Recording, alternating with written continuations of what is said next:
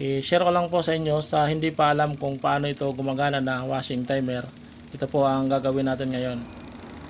Meron tayo ditong dalawang ilaw. Dito natin i-testing.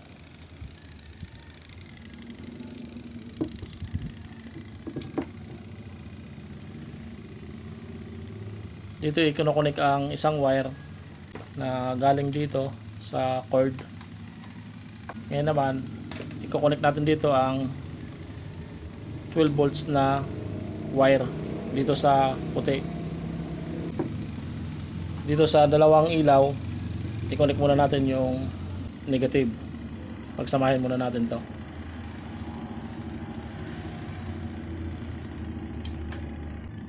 Ito naman ang 12 volts na wire. Lagay natin dito.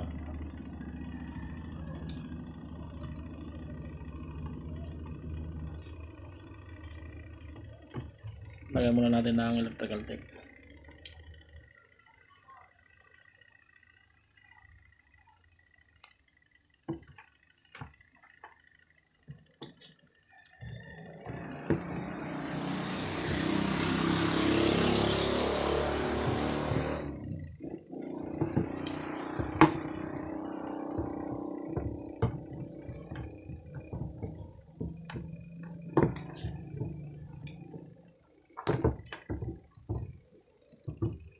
Ito naman ang kanilang positive wire.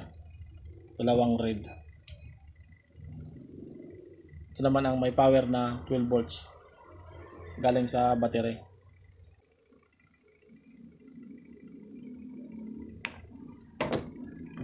Ang gagawin natin dito sa timer, i-connect natin dyan sa dalawang ilaw.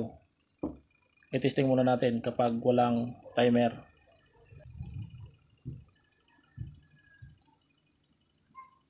Yan. Tapos lilipat.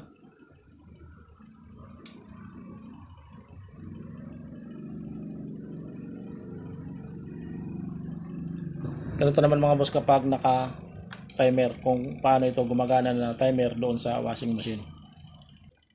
Itong white, ito ang connect natin sa positive na galing sa battery. Positive na wire.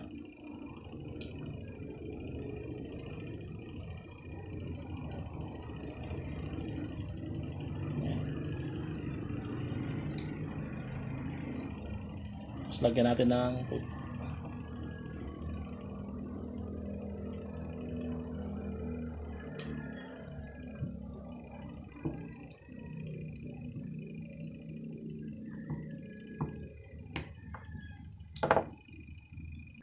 kung doon sa washing, ito ang papunta doon sa kapasitor. Itong dalawang wire.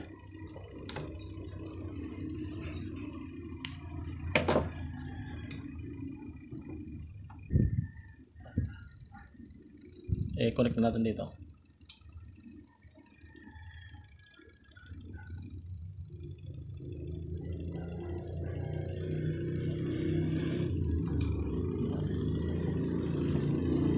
Lagay natin dito.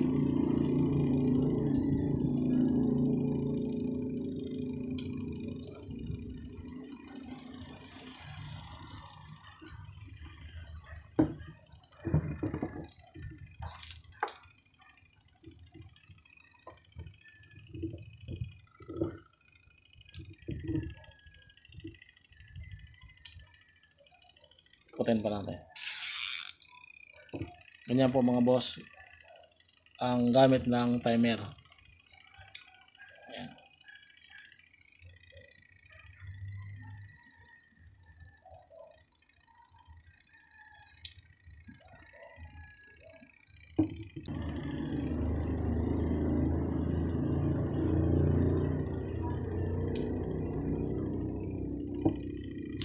Ganyan.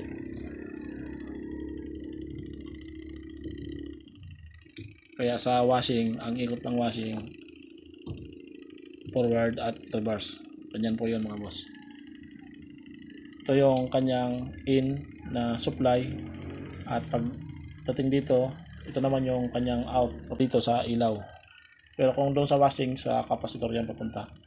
Itong dalawa.